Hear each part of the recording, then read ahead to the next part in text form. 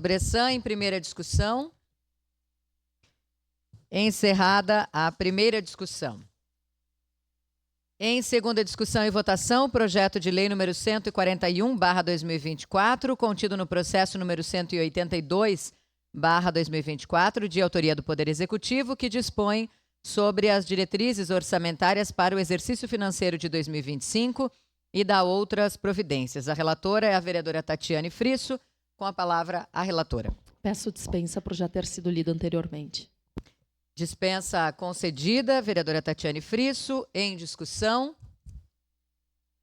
Encerrada a discussão, em votação. Solicito às vereadoras e vereadores que registrem os seus votos.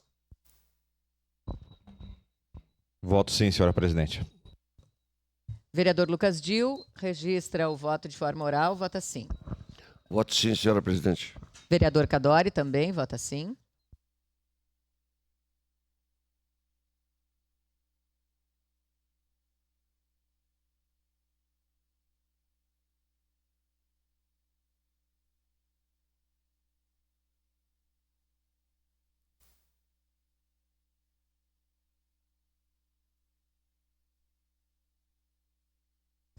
Encerrado o registro dos votos, encerrada a votação.